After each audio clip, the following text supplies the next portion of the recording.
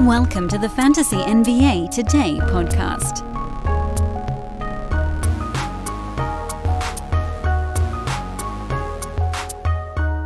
A couple weeks ago, it was Mock Day on Friday. Now it's Big Dog Friday on Fantasy NBA Today. Hark! What do I hear in the distance? Arr, arr, arr. Oh, man, it's been too long. My dog doesn't sound like that. My actual canine that lives in my home does not bark like that. That is I know that bark. That's just my speaking voice now, Dan. That's all I do is bark, right? That's because of smoke inhalation, Brew. What kind of smoke are we talking here? No, we're talking car smoke. Yeah, car smoke. Yesterday, I got I got hit by I guess bad luck. I don't know what you can call this. Is movie scene crap. I did do a search as we just tease this out. I did do a search on what if a Honda Accord goes on fire. Like, is there actually, like a history of this model catching on fire in the freeway? A cursory search says no. No, that doesn't happen in real life. By the way, welcome to Fantasy NBA Today, everybody. I am Dan Besbris. I am joined, of course, by the one, the only, the founder of this site known currently as Sports Ethos, formerly known as The Hoob. Wait. Currently? Am I unaware of a marketing plan? Well, we're going to change names again? You and I can't call it The Hoob anymore, but I can throw it in there every once in a while. Aaron Bruski, and we're going to dive into the first round. We can call it The Hoob. Yeah. We can call it The Hoob, Dan. Okay, good. It's still the Hoob in our There's hearts. Hoobs, Hoob Ballers. Do people, I don't know if people know that there was an episode that you and I did of a live show like 4 years ago where you had written the word poop ball on a whiteboard in the background. So I want people to go back and find it. Did I do that? You might have done that. You wrote it upside down on a couple of things. But before we do the first, because today we're talking first round dilemmas, second round dilemmas. And of course, as everybody knows, I will badger you until you give something away for free.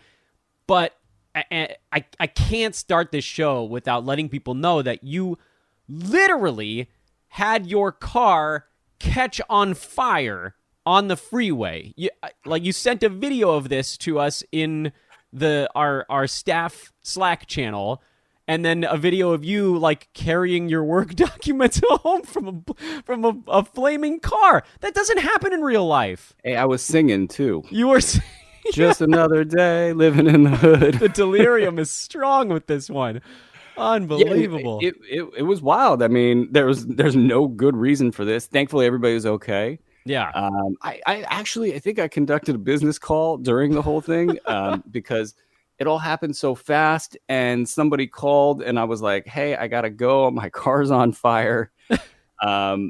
But everybody was really good. Like the CHP showed up, the fire department showed up. My tow company from the insurance company, everybody showed up really fast, and it was all, I guess, if something's going to go down.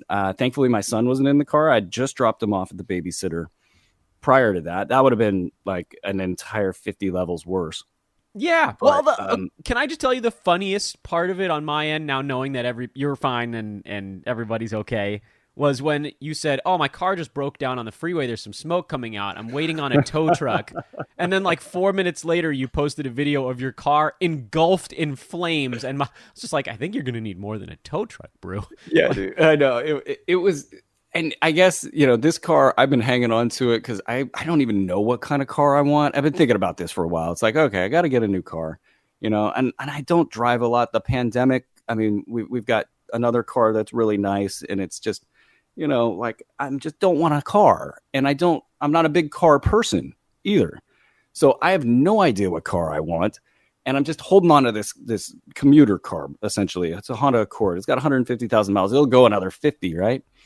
Nothing wrong with it, and just boom, out of nowhere. Yeah, that's insane. The electric went out, and I just pulled over, saw a little smoke, and I was like, actually, I knew the minute the electric went out, I was like, this car's done. After that, when I saw the smoke, I was like, this car's probably ending up in flames. But it didn't actually go up in flames right away. It took about 3 minutes. That's insane. Then at the 3-minute mark, it really got cooking. And actually, shouts to the good Samaritans out there. I mean, I was almost like a defensive football player trying to block them from getting to the car. But like 3 Good Samaritans pulled over had either like fire extinguishers or water, and they just kept coming up trying to put the thing out. And I was like, guys, I don't care. Yeah, no, but let's not get hurt away here. from the burning car. Absurd. That is the craziest thing that I've seen in recent history. But it's time to pick that fantasy brain of yours. He, of course, is at Aaron Bruski on Twitter. I am at Dan Bespris. I'll tell you a bunch of reasons in a few minutes why you need to be following. But, Brew, the things that are happening right now in the fantasy world, everybody's coming up on their draft. We're really in count up mode here. Season is, this show's airing on Friday, 11 days away. And again, a month ago, I thought we might be getting this reprieve from first and second round dilemmas, and then boards kept shifting and Yahoo kept changing their X ranks, and now here we are again.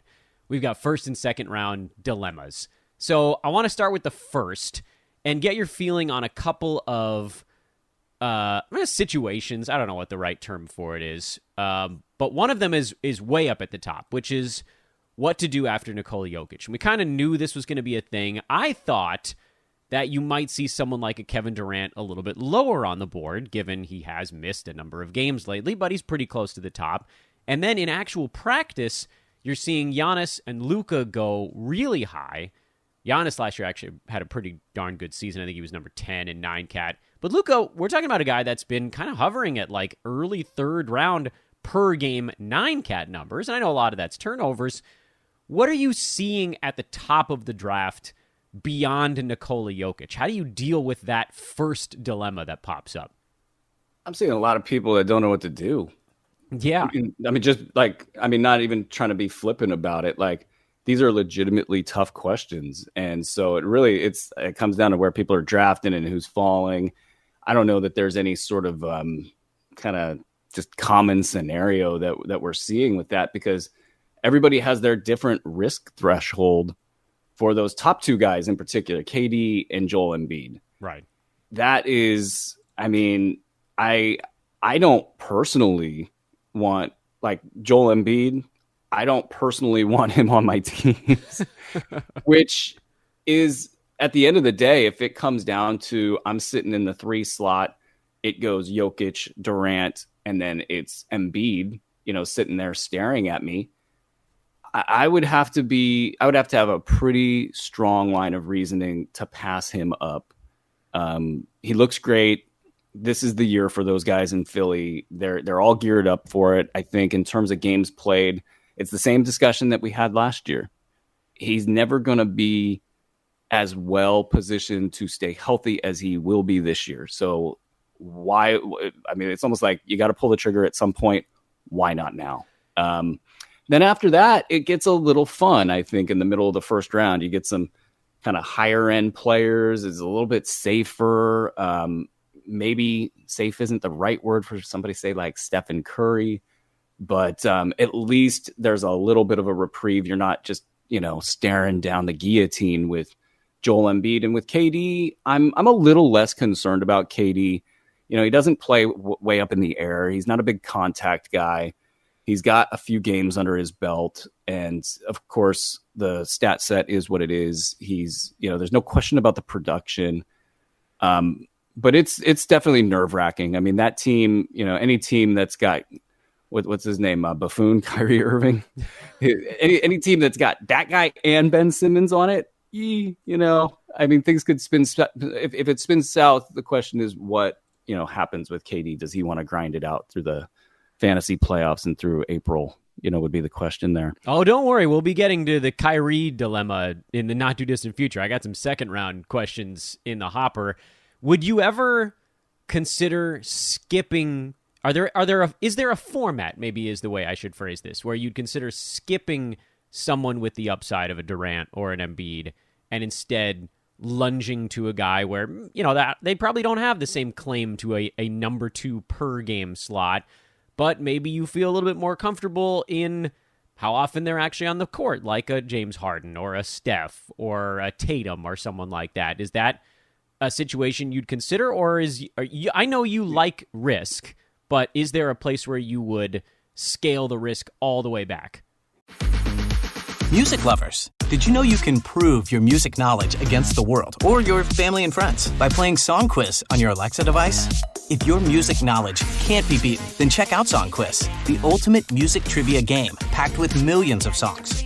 We play you a clip, and you guess the song and artist. Just say, Alexa, play Song Quiz to try it now. That's Alexa, play Song Quiz. Yeah, if it's like a one center league, and I know that the position's deep, if the positional eligibility starts to bring a lot of different forwards, into the mix, where center, the designation, it's almost kind of nothing.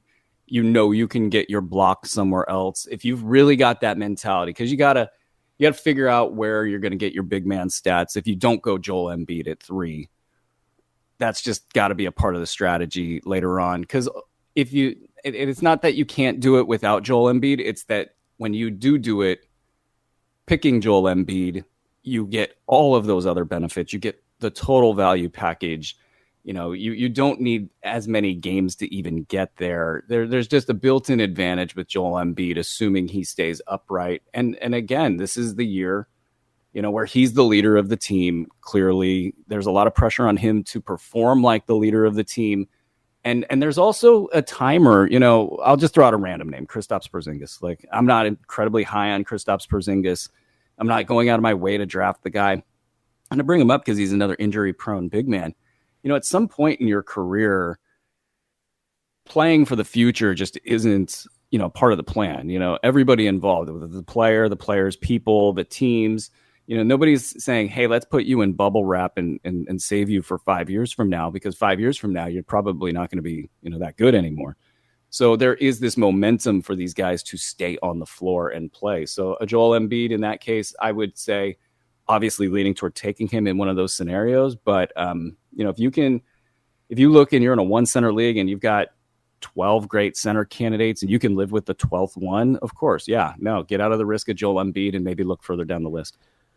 I've heard some folks say, and I think I maybe sort of agree with it, that for the first time in a really long while, being down near the end of the first round actually isn't that horrible this year, which is kind of nice, because last year, the guys at the end of the first round, who all had a certain amount of upside, all pooped their pants. Paul George, what did he play? Like 30% of his team's games, and Jimmy Butler sat out 20 some odd, and I got nailed with a lot of Jimmy Butler's last year.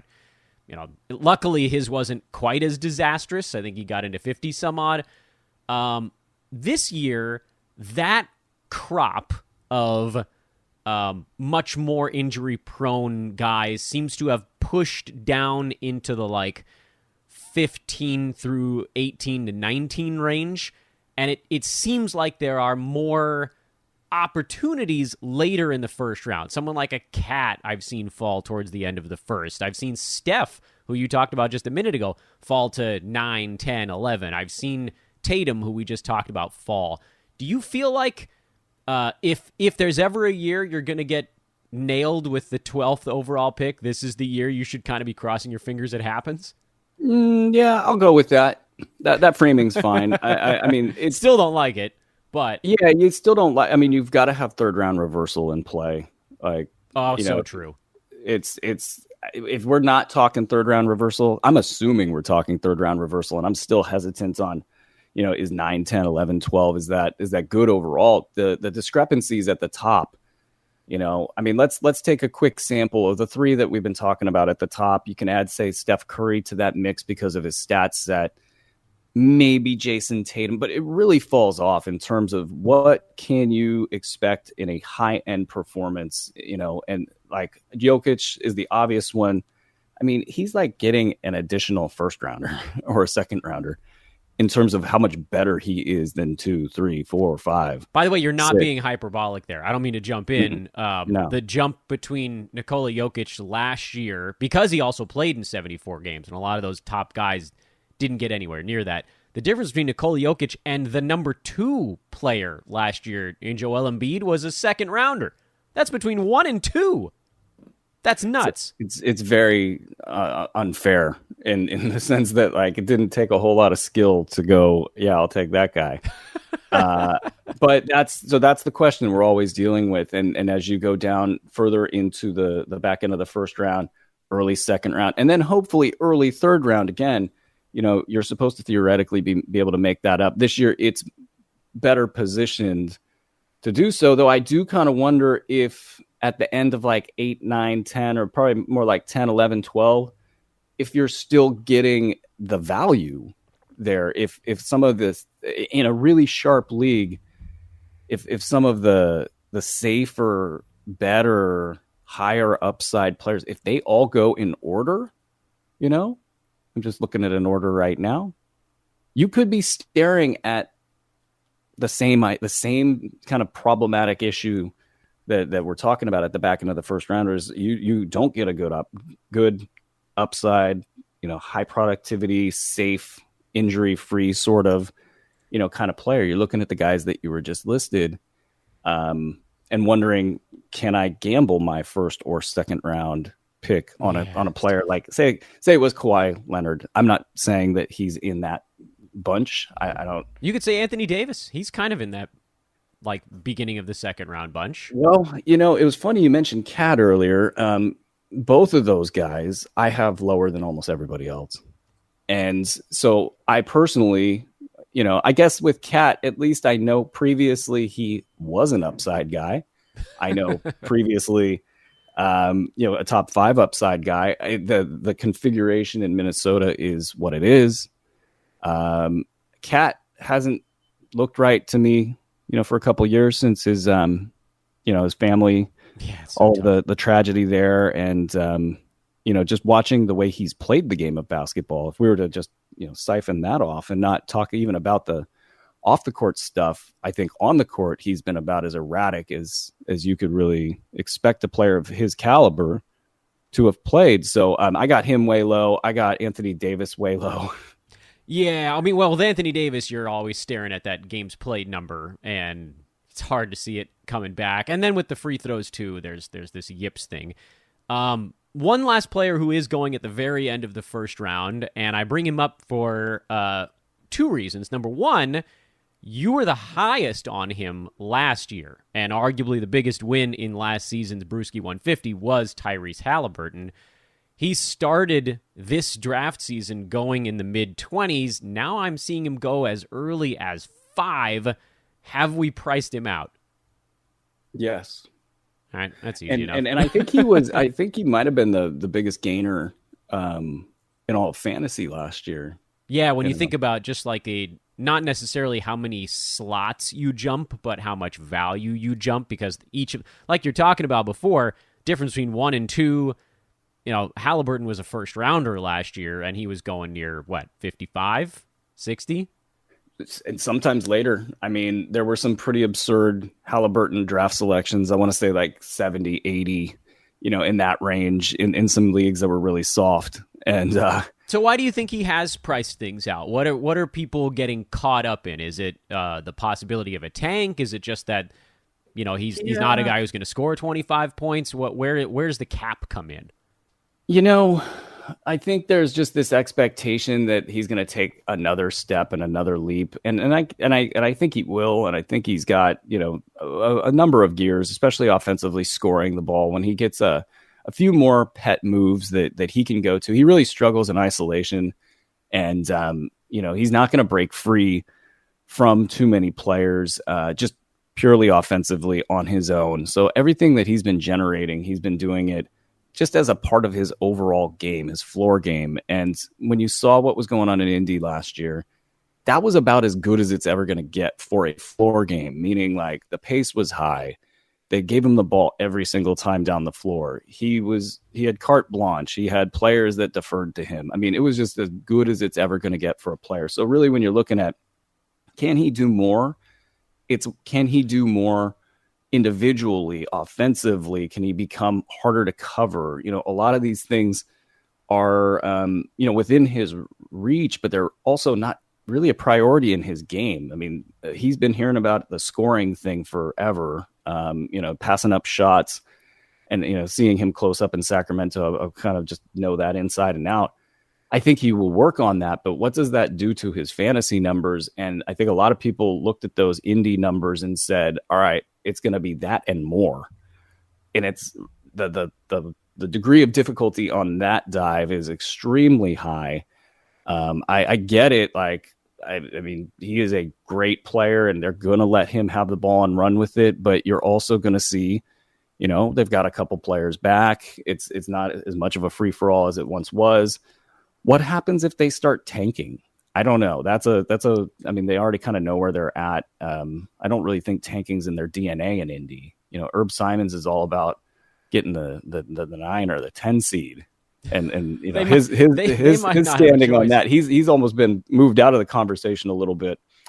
Rick Carlisle's not exactly signed up to do that.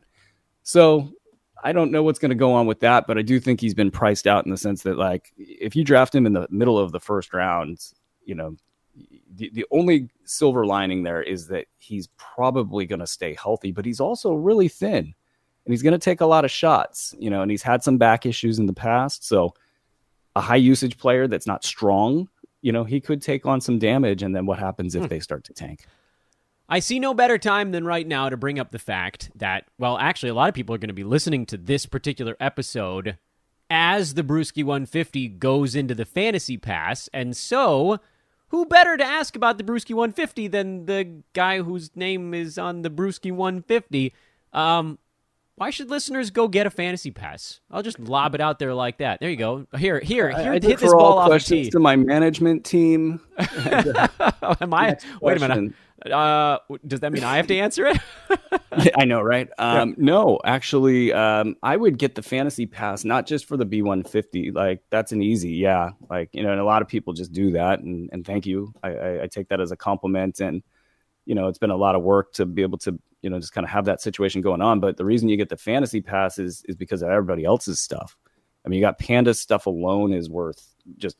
Like, if you're not out there reading Panda's player profiles at the beginning of the year, like early, in August, September, you're just doing, if you're competitive about this, that is, if you just want to pick up a list and draft with your friends, no, you don't got to go read all the player profiles. But if you're competitive, if you love this, if you love the NBA, if you love your team, you want to be knowledgeable when you're talking about this stuff, those player profiles alone will make you in the top 99th percentile of basketball, people, readers, fans, whatever you want to call yourself, that those alone will do it. But our team has so much talent and there's so many, great pieces of work that come through, and then it happens all year. So the draft is just, I don't know, a third of the equation, half of the equation, just depends on your league, your format, going through all year and having access to people like yourself, Dan, getting into the Discord, doing all of the forum stuff and just really milking it for what it's worth. There's really almost like no excuse for not doing well in your fantasy league if you have the Fantasy Pass, because you're always going to have access to the best information. You'll always have access to the best pickups. You'll always have access to the best tools and just, more fantasy info than you could shake a stick at. You did just fine without deferring to your management team there. You did just fine.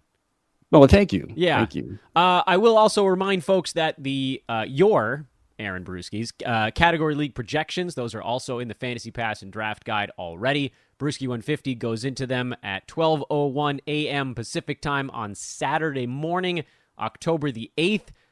Points league ranks are in there, as well as all the goodies that Brew was just talking about. We got ADP trackers and percentage killers. NFL football. And football in the Fantasy Pass this year. I can't believe I didn't even mention that. Alone, I know. Those guys they're very good. I'm undefeated in my fantasy leagues, and I have not looked at a single football thing.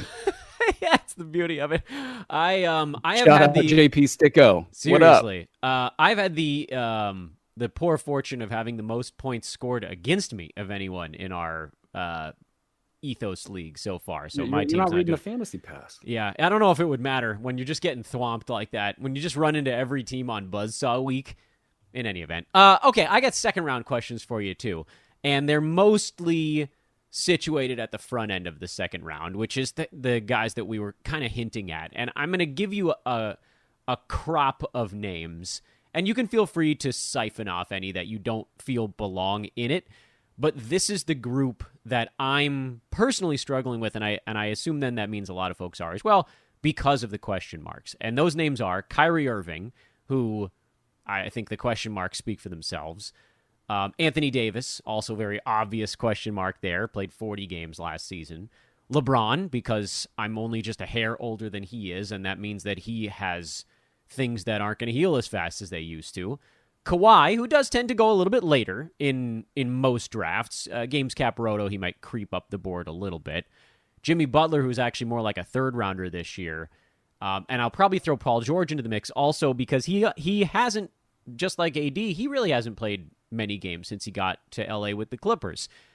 So beginning of the second round comes rolling around, and let's say maybe you did get someone you feel pretty good about in the first. There's, maybe you can throw Dame in that mix also. He's coming back off a year where he played 29 ball games. It's almost too many names, Brew, to just ignore all of them. Isn't it like, don't you kind of have to pick from that list if you have a pick at, 15? Could you really go down past those guys to other names, or is it try to minimize the risk, take the name from that list I just gave you that's the least terrifying?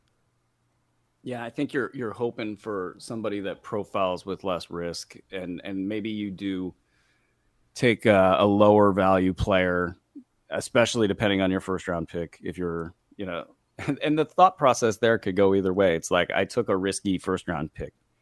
Well, we might as well go for a risky second. That's true. Screw it at this point. And it's just the high variance, model of, I'm either going to win first or I'm going to, get relegated. That's right. But womp, that, womp.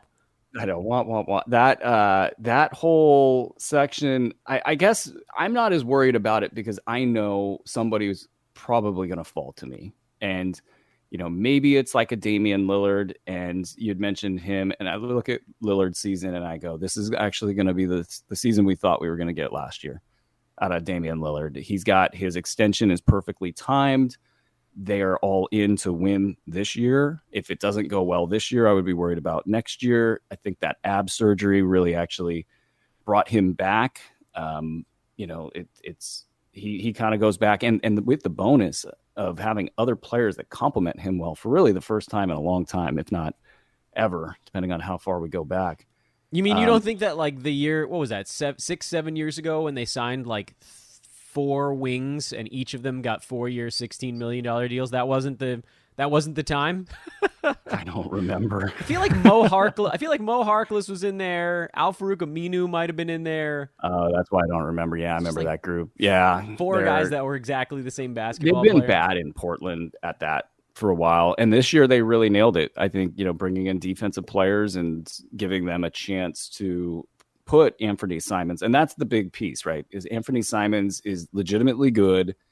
He's not as good in fantasy as he is in real life, but like he's legitimately good and can, CJ was this same guy, but like, having somebody who's as explosive as Anthony Simons is, can shoot the way Anthony Simons does, while you did add the defensive players.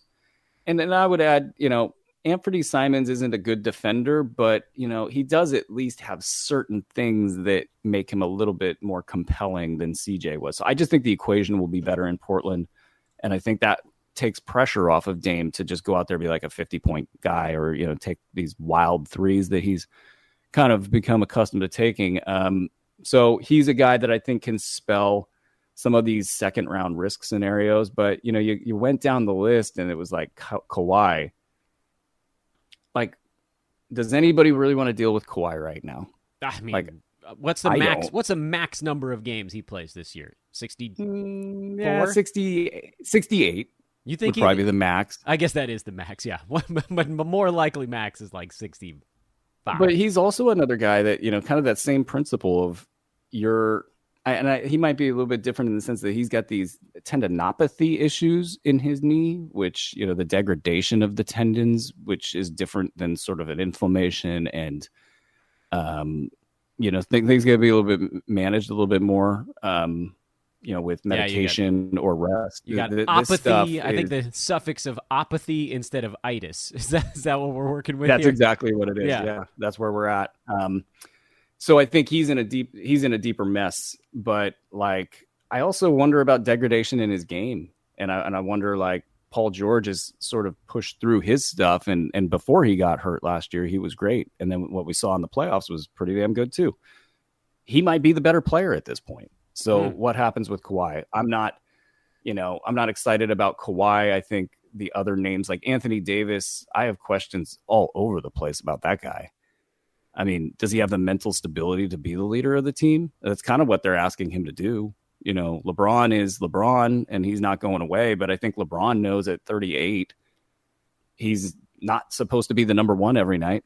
No, can't be forever. Well, do you trust Braun this year? I actually kind of like him going late second round. If that's really where he's going to go, I have a hard time talking myself out of it.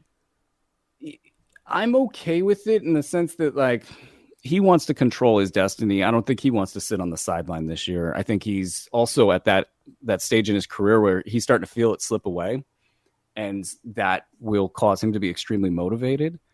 How do they want things to end in LA? That they have taken that organization over. It's the clutch, Rich Pauls of the NBA. They can't really take their entire operation and like move it somewhere else. They could, but it would be a lot of work. and so I kind of think they want to make it work in LA, which is key, right? Because like if it goes to hell, then they all start looking to the future. LeBron's like, I want to play with Bronny. I don't want to like mess my knee up for a 37 win team. That kind of stuff is the risk with either of them. Yeah. I don't think that's in play this year. I do think, though, that Anthony Davis will be less efficient. I think that his athleticism will go down. I think that he's moving away from the hoop. I think when the pressure comes, he probably folds. What else? Yeah, I mean, that's most of the old guys, I guess. So then, Kyrie was the only other one. And it's funny. I actually like him more than anybody else. Well, Jonas was on the show 3 days ago. I forget exactly how many days ago. And he laid out this very reasonable argument for why Kyrie Irving should actually have a good year. I bet it's the same as mine. Yeah, he was like, look, he had to take the 1 year deal. All he's got to do is basically show up for work for one season, and he can make like $200 million. He has everything to prove. 50% less stupid things. Yeah, he has everything to prove, everything to gain, and so little that he has to do to get there. I mean, he's got his buddy back. KD rescinded the trade demand. They've got a decent enough roster. But then at the end of the day, I turned around, I was like, okay, Jonas, that actually makes a ton of sense. But also, he's Kyrie Irving. So can we trust that logic will prevail? And there's Ben Simmons sitting there. So it's like, the Ben Simmons circus might kind of vault Kyrie into a less circus-like environment, because the Ben Simmons stuff, when that kicks in, I don't know. It's hard to rate a guy on the first game he's played in 500 days or whatever. But he looked slow to me, and he looked like he didn't know where to stand on the floor. He looked out of sorts, and yeah, he had a couple easy dunks and made a couple plays here and there. But like when the games crank up and the pressure's on, does he start cracking when the results aren't there? And so how does that help Kyrie Irving? Well, it's not all about him. Yeah, maybe you just or does he want the focus to come back on him? So yeah, well, that's what he will do, but that's right. The 50% stuff. It's not 100% Kyrie. Right. You never go full Kyrie. Yeah, no. Well, oh boy, that's a tough damn choice. But then you look at other names there, like I'm trying to think of Devin Booker, who in 9-cat, he had a really good season last year, but that's probably about as great as it's going to get. Or like a Domantas Sabonis, who's going towards the end of the round. Booker's going much earlier. Or Adebayo, who's going kind of near that secondary turn. Or an Anthony Edwards. Are those guys you would look towards to avoid some of these risk dudes? Personally, I would have a tough time passing up on even crazy Kyrie, knowing he could be a top 5 per game guy, while also knowing that, sure, Domantas Sabonis is more likely to show up to work every day, but his per game upside is like 25 in 9-cat. That's a big jump from 25 to 5, even with the risk. Sacramento. Right. Well, anything can happen there. Well, yeah, and that's not normal Kings slander. That's more almost like they got a lot of players there. Yeah, Like, they are better this year. I they're love better, them and yeah, they're going to go full DeMontis, but like at some level, there's going to be a time when it's like, hey, Keegan Murray makes the right decision every time he touches the ball. Like why not get him the ball more? Even if it doesn't come at the expense of Sabonis. It's an interesting scenario there. I would say this. I have at least like 5, maybe 6 or 7 targets that can kind of eliminate the second round discussion. Are some but of them I will as say late this. Go ahead. The second round discussion is definitely completely like 100% legit. It is a list of big names. James Harden. I mean, I don't know where James Harden is going for you guys. I know he goes a little bit early, just in general, but yeah, he started at curious. like 11, and I think he's moved up towards 6 or 7 lately. Yeah, and I don't see that at all. Like, so I guess I'm giving something away there, but like, that's like the top of the danger list, and then you just keep going deeper into the names that you've discussed, and they're all going to be sitting there staring at you. And the question is can you have 5 or 6 players in your back pocket where you go, you know what, I don't even need to deal with that. Yeah, it's funny too is I really like the third round this year. I think the third round is loaded to the hilt with like easy doubles to the gap. I've been doing a lot of baseball analogies on the pod right now. I feel like I'm ready for the playoffs. Okay, well, speaking of things in your back pocket and or giving away secrets, everybody knows that this particular Bruski appearance on the podcast, I badger you until you give something away. So shall we do the dance? Do the scene? Yeah. And at no, the end of it, Dan, I'm not going to do it. Remember, blue. Come on. Yeah, I know. We just finished the segment like that. Yeah. Nobody buys the shtick anymore. I could try, but it's easier to just say, "Save me the trouble, brew. Give me something juicy." Kyle Anderson. No, I'm kidding. Oh God, I'm kidding. That was a total joke. I'm totally kidding. It was the first name I saw, and I thought it would be funny. You scared me for a second. Sometimes the names are scary, aren't they? Yes, they are. Like the whole second round. Yeah.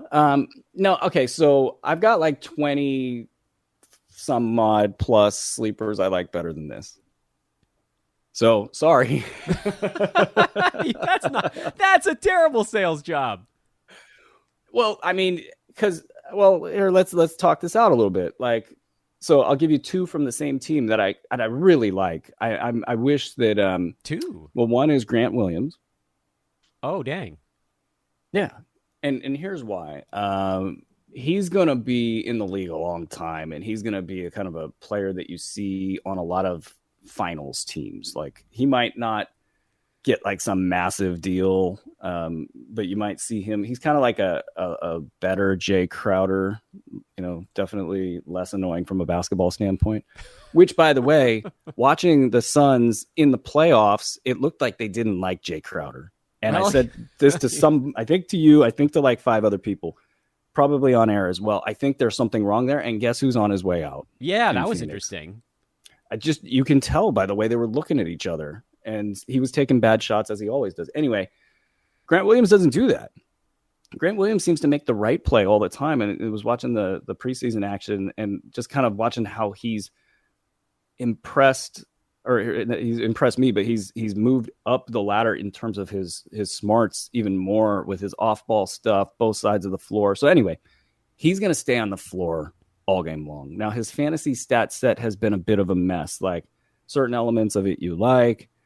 And will these things improve? And his shooting obviously was through the roof in the playoffs. So I think he's a prime example of a physical athlete that came into the league and then really learned how to shoot. And he knew how to play, and he had all the intangibles, and they just did a good job picking him up. So I think he's going to play a ton.